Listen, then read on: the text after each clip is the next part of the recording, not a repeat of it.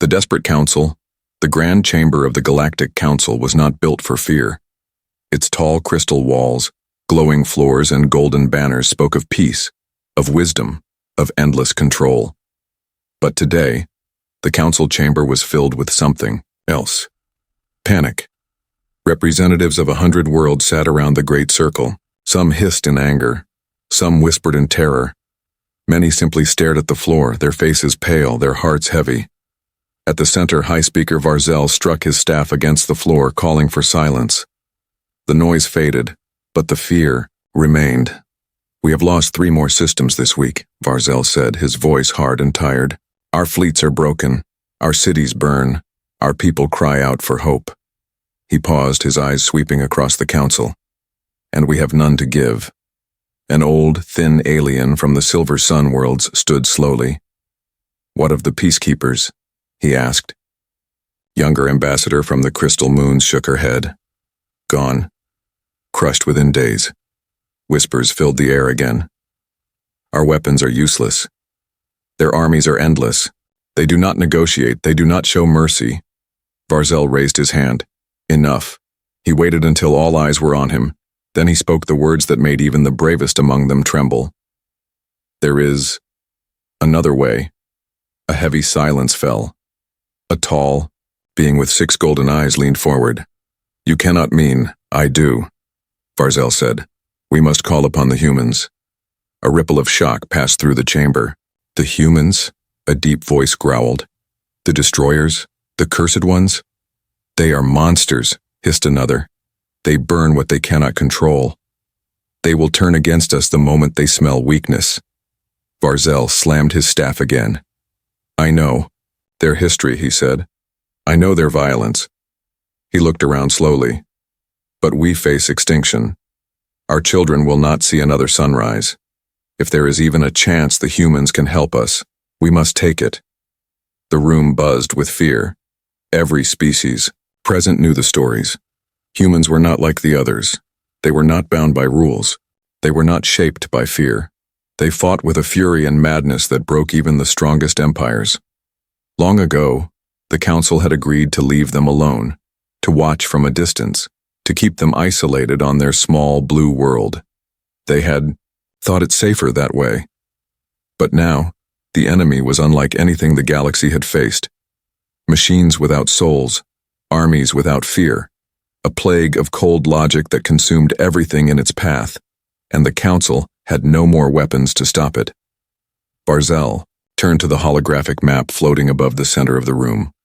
Red lines crossed almost every sector. Only a few green lights remained blinking weakly. Soon there would be none. He spoke again, his voice low and firm. "Humans are dangerous, unpredictable, but they are fighters. They do not surrender. They do not break easily." He pointed to the map. "We need that spirit now, or we will lose everything." A heavy-set ambassador from the water worlds rose slowly. "And if they turn against us?" Varzel's mouth tightened. "Then we die anyway." For a long moment no one spoke. Then, one by one, the council members began to nod. Not because they trusted humans, but because they had no choice. High Speaker Varzel called forth a young envoy, a silver-skinned diplomat named Saren. "You will go to Earth," Varzel commanded. "You will find one of them willing to listen." Saren bowed deeply. "And if none will listen?" Varzel's eyes darkened. "Then find one who will fight." The council watched in silence as Saren left the chamber, her steps light but filled with the weight of a dying galaxy. Outside the great hall, the stars burned cold and silent. Somewhere, far across the void, humanity lived. Fierce, wild, untamed, and soon the fate of 1,000 worlds would rest in human hands. Good or bad, savior or destroyer, the humans would come. Because when all else fails, only the monsters are left to call. The first human, the ship carrying Saren, cut through space, like a silver arrow. Its engines hummed quietly, but inside her heart roared with fear. This mission was not diplomacy, it was survival, and it would begin with the most dangerous beings ever known. Humans. As the small craft entered Earth's orbit, Saren stared at the blue planet below. Oceans covered most of its surface, shimmering under the light of a single, yellow sun. Clouds moved slowly over vast lands, hiding cities full of life, full of noise, full of chaos. Her orders were clear. Find a human willing to listen. But how do you convince a creature born from war to save strangers? She guided the ship carefully, choosing a landing spot far from the sprawling cities. She had studied Earth's history. Humans trusted no one, least of all those who came from the stars.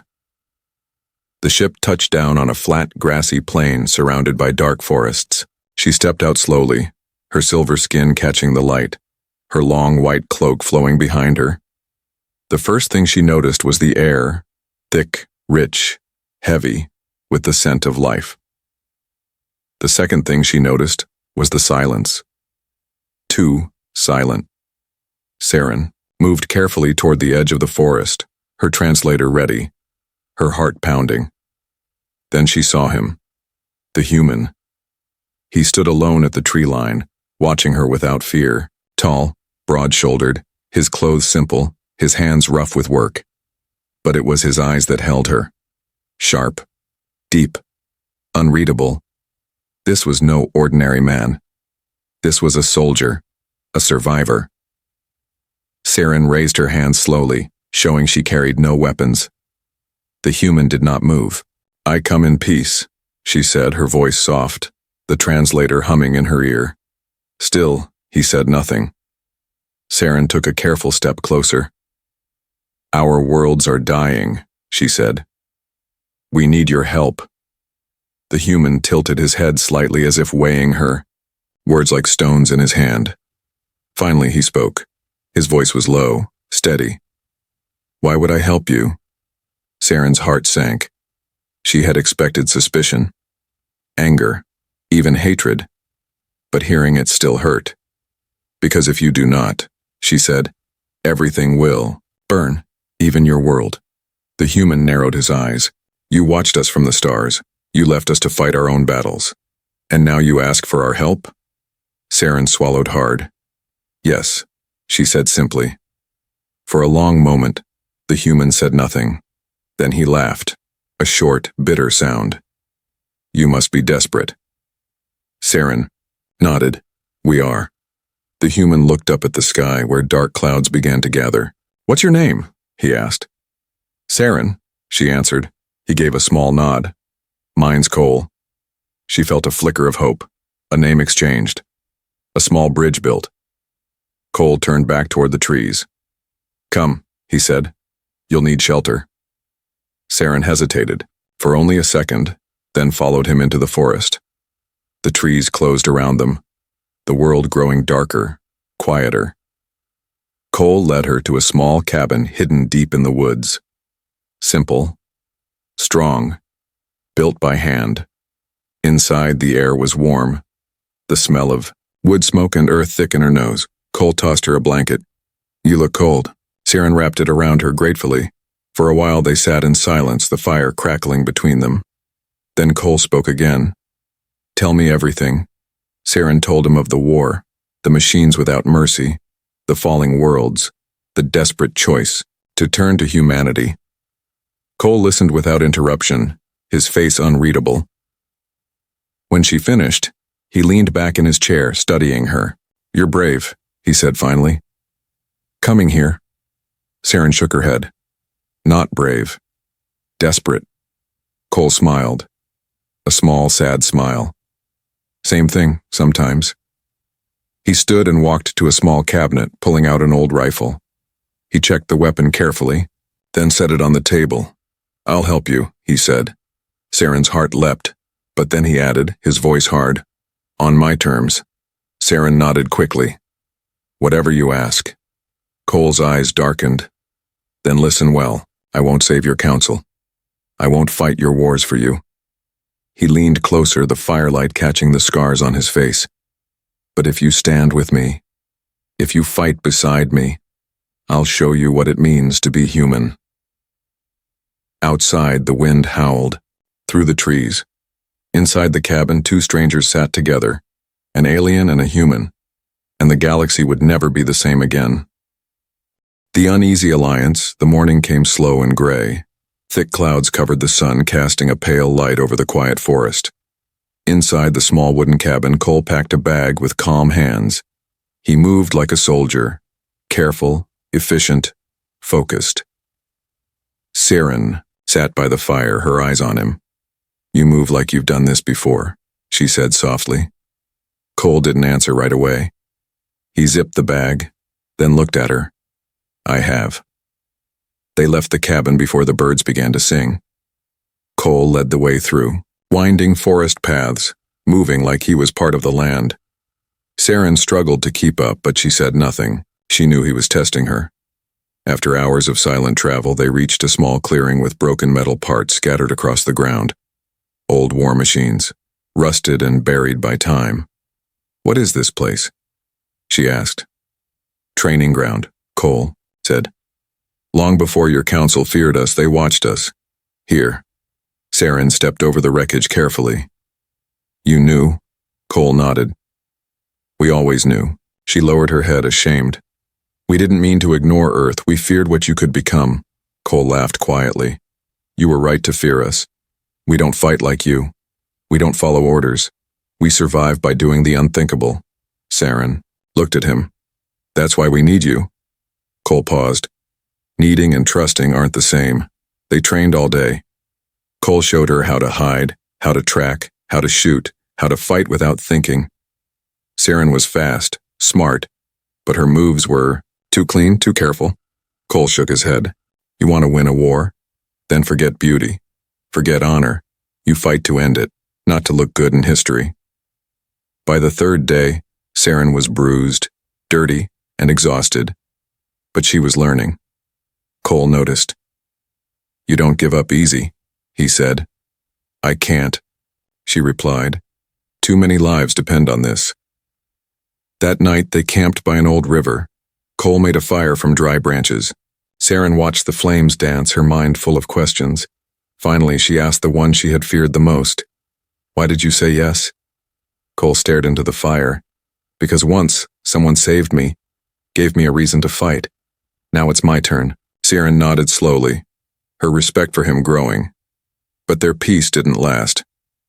At dawn, a sharp buzzing sound filled the air. Cole jumped up, grabbing his weapon. "Drones," he said. "Yours or theirs?" Saren scanned the sky with her device. "Not mine." The buzzing grew louder. Then they saw it, a black metal drone hovering above the trees, scanning with red lights. Cole aimed and fired. The drone sparked and crashed, but it was too late. "They know we're here now," he said. Saren's heart raced. "Who are they?" "Not humans. Not yours. Something worse." They ran, through the trees, over rocks, across streams. Behind them, the forest burned as more drones came. Cole led her to a hidden tunnel deep beneath the hills. "Get in," he shouted. They slid inside just before a wave of energy ripped through the trees. Underground, the air was thick and cold. Saren's hands shook as she leaned against the wall. Cole placed a hand on her shoulder. "They want you. They'll follow you anywhere." "Then leave me," she whispered. "Save yourself." Cole looked at her, his voice low and hard. "I don't leave people behind. Not anymore." In the dark tunnel, surrounded by silence and fear, something changed. Not trust, not yet, but the start of something close. A fragile, uneasy alliance between two enemies born not from love or loyalty, but from the simple truth that alone, they would both die. But together, maybe, just maybe, they had a chance. The betrayal from within, deep beneath the earth, inside the long-forgotten tunnels, Cole and Saren moved silently. The air was damp, the stone walls cold to the touch. Water dripped from the ceiling. Each step echoed like a warning. They had escaped the drones, but not the danger. Saren walked behind Cole, her body aching, her thoughts heavy. For the first time, she felt afraid. Of her own kind. "Those machines," she whispered. "They weren't enemy scouts. They were from a secret branch of the council. Cole turned sharply. You knew? No, she said. Not until now. But I felt something in their signal. A hidden code. One only council. Agents use. Cole's jaw tightened. So they're hunting you too. Saren nodded slowly. Not just me. They want to stop the Alliance. Some on the council never wanted to ask humans for help. They believe if we lose, we should vanish with pride, not survive with shame. Cole laughed, but it was a bitter sound. Pride won't save your people. Only action will. They continued, through the tunnels until they reached a hidden chamber filled with old human tech. Broken panels, dusty consoles, faded maps of stars and battle zones. Cole lit a small lamp. This place was used during the old wars, before the council blocked all contact with Earth. Saren stepped closer to one of the maps, running her hand over the faded lines. So much history, erased. By your people, Cole said coldly. Saren looked at him, her voice soft. And now I'm risking my life to fix it. Cole paused, then gave a small nod. Before they could speak more, a loud metallic sound echoed through the tunnel. Doors opening, footsteps, not drones. Soldiers, human voices. Freeze! Someone shouted. Bright lights flashed into their eyes. Cole stepped. In front of Saren, weapon raised. Stand down, a tall man in black armor ordered. We know who you are. Cole's eyes narrowed. Then you know I won't go easy. But then the soldier stepped closer and pulled off his helmet. It was Captain Ryan, Cole's old unit commander. Cole, it's me, he said. We're not your enemy. Cole lowered his gun slowly. Prove it. Ryan turned to Saren. We've been tracking council signals. Something's wrong up there. Some of their leaders want this alliance to fail. Badly. Saren stepped forward. I believe you, she said. But why help us? Because if this goes wrong, Ryan said, they won't stop at you. They'll come for Earth next. Cole clenched his fists. They already started. Ryan nodded. We're building. A resistance. Humans and aliens both. But someone in your council is feeding intel to the enemy. Saren's face went pale. Who? We don't know yet, Ryan said. But they're close. Maybe even inside your team. Cole looked at Saren. You still trust your people? She looked down, silent.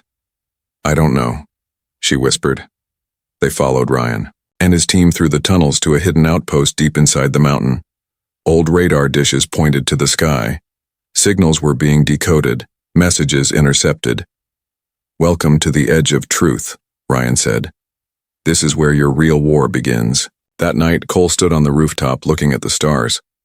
Saren joined him quietly. I thought we had enemies outside, she said. I never knew the danger would come from within. Cole didn't look at her. The closer the enemy, the deeper the wound. She nodded slowly. Do you still believe in the Alliance? He turned to her. I believe in you. And that was enough. For now. But deep in the Council's core, far away among shining towers and hidden lies, a shadow smiled. The bond between human and alien had begun, but betrayal had already planted its roots, and soon the blade would fall. The unleashed fury. The resistance outpost buzzed with activity. Messages flew across old screens. Soldiers, human and alien alike, prepared weapons, checked supplies, and mapped attack routes. Every face showed the same grim determination. This was no longer about saving a council. This was about survival. Saren stood near a cracked window staring at the distant stars. Somewhere out there, her people still fought to keep their last hope alive. But the betrayal from within had poisoned everything. She felt Cole step beside her. You ready? He asked. Saren nodded. As ready as I'll ever be. Cole's hand rested, briefly on her shoulder. A simple gesture, but it filled her with unexpected strength. Captain Ryan approached, his face set. Scouts picked up movement near the central relay station, he said. Enemy forces, if they take that station, they can cut off all resistance communications. Cole's eyes narrowed. Then we hold it. Ryan gave a grim smile. You're leading the defense. Cole didn't hesitate. Good. As night fell, they moved out.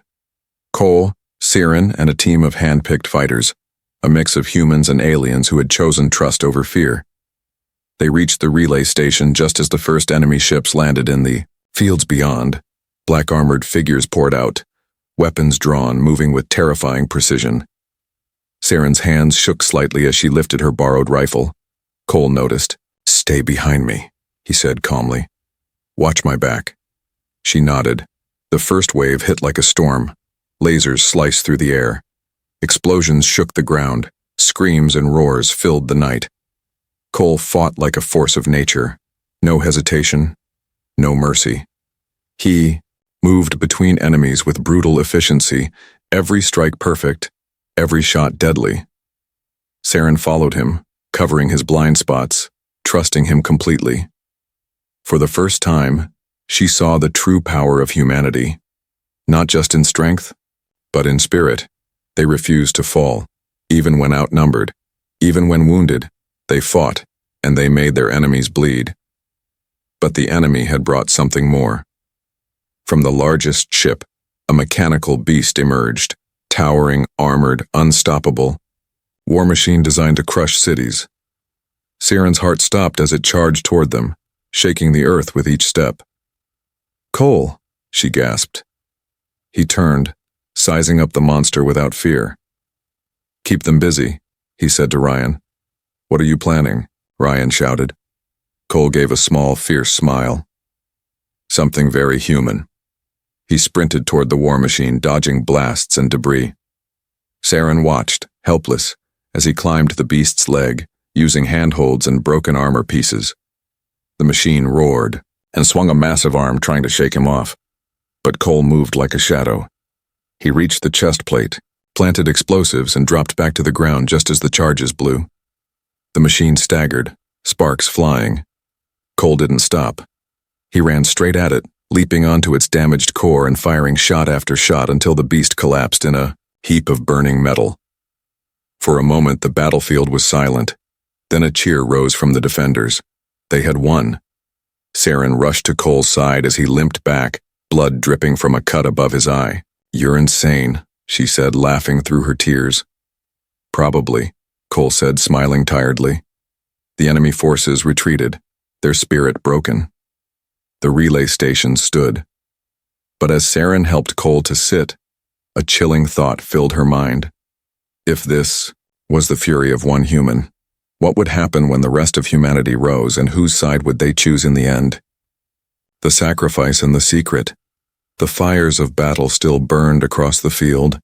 Soldiers moved among the wreckage, tending to the wounded, gathering supplies, preparing for the next fight. There was no victory celebration, only quiet relief, and the heavy knowledge that the war was far from over. Cole sat against a broken wall, his arm wrapped in a makeshift bandage. Siren stayed close, guarding him like a shadow. Captain Ryan approached with a grim face. We intercepted a signal, he said. The Council's betrayers are making their final move. They're planning to activate a weapon, one that could wipe out the entire resistance. Siren's heart froze. Where? Underground, Ryan said. The old vaults, deep beneath the city ruins. Cole struggled to stand. Then we stopped them. Ryan hesitated. There's more. The weapon, it's not just a bomb, it's alive. Siren frowned. What do you mean? Ryan looked at her, then at Cole. It's a human. The silence was heavy. They found a way to change a human soldier, make him into a living weapon, controlled by their commands. Cole's fists clenched. How? Ryan shook his head. Some technology stolen from ancient wars. Experiments your council hid even from their own people. Siren's voice broke. They were willing to destroy Earth too, just to erase the Alliance. Cole nodded slowly. Of course they were. Fear makes monsters of everyone. Siren touched his arm. What do we do? Cole looked toward the horizon where the city ruins smoked under the gray sky.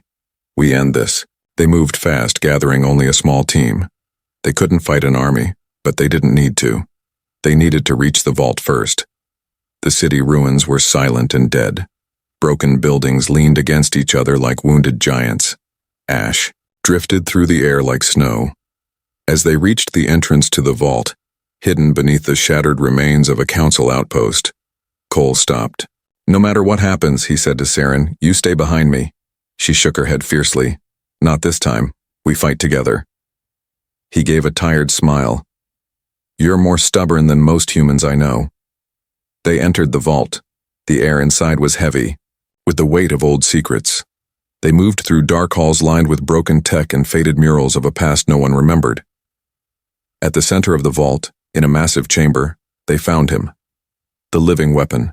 A human man, suspended inside. A glass sphere filled with green light. Wires and machines covered his body. His eyes were closed, his face peaceful, like a sleeping child. But the energy radiating from him was deadly. "He's still alive," Saren whispered. Cole approached carefully. Not for long. As they moved closer, alarms blared. The walls shook. Guards poured into the chamber, hybrids of human and alien tech, twisted and deadly. Cole and Saren fought side by side, moving like a single force. But the numbers were too many, and then Cole made his choice. He saw the control panel linked to the weapon.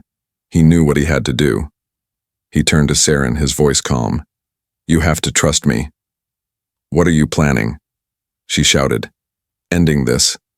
Before she could stop him, Cole ran toward the panel, dodging blasts and strikes. He reached the controls and ripped the wires free. The sphere cracked. The green light exploded outward. Cole was caught in it. Saren screamed, but the world vanished in a flash of blinding energy. When she opened her eyes, the guards were gone. The weapon was gone. And Cole. He lay on the ground, breathing, alive, but changed. His skin shimmered faintly with the same light that once filled the sphere. Saren rushed to him. "What did you do?" she cried. Cole opened his eyes, and for a moment she saw the stars reflected in them. "I took the power," he said weakly, "so they couldn't use it." Tears blurred Saren's vision. But at what cost? Cole smiled faintly. "Whatever it takes." He had saved them, but he had become something more, something new, something the galaxy would fear even more than before. And the final battle had yet to come. A new fear, a new hope. The city ruins stood silent under the broken sky. Only the soft wind moved, carrying ash and dust across the empty streets. Saren sat beside Cole, watching over him as he rested. His body glowed faintly in the dim light. Not bright, not burning, but alive with a new energy. He was not just human anymore. He was something more. Something the galaxy had never seen before. The others from the Resistance arrived slowly, their faces full of awe and fear when they saw Cole. Captain Ryan knelt beside him. "You did it," he said quietly. Cole opened his eyes, tired but steady. Not alone. Saren smiled through her tears. Never alone. The Council's betrayers had been defeated. The living weapon had been destroyed, not with violence but with sacrifice. The news spread quickly across the surviving worlds. The humans had risen, and the galaxy would never forget it. A new meeting of the Galactic Council was called. Not in their grand halls of crystal and gold, but here among the ruins where truth had been born in fire. Saren stood before the gathering with Cole at her side. She spoke with a voice full of strength. "We asked for help," she said, "and we found something greater than armies or weapons. We found a spirit that would not be broken, a courage that could not be bought." She looked at Cole. "We found humanity." The council members, once full of fear and pride, now bowed their heads in respect. Cole stepped forward, his presence calm but powerful. "We are not your tools," he said. "We are not your monsters." He looked at them all, human and alien alike. "We are your allies." A deep silence filled the air. And then slowly, one by one, the council members stood and crossed their arms over their chests. The old symbol of trust among the stars. The alliance was reborn, but it would not be built on fear. It would be built on choice, on respect, on the lessons learned from the blood and ashes of a broken world. Later, as the sun set behind the jagged ruins, Cole and Saren stood together at the edge of the city. "What happens now?" Saren asked. Cole looked at the stars, his voice quiet. "Now we rebuild." He turned to her with a small smile. "And we teach them. We show them that strength is not about fear. It's about hope." Saren took his hand, feeling the steady pulse of life and power beneath his skin. Together they walked into the future, not as saviors, not as conquerors, but as warriors of a new hope, a hope born from the darkest hour, a hope that would carry across the stars, forever changing the fate of the galaxy. And somewhere in the cold vastness of space, new voices whispered, "The humans have risen, and this time they bring not just war, they bring a chance for something greater, something worth fighting for."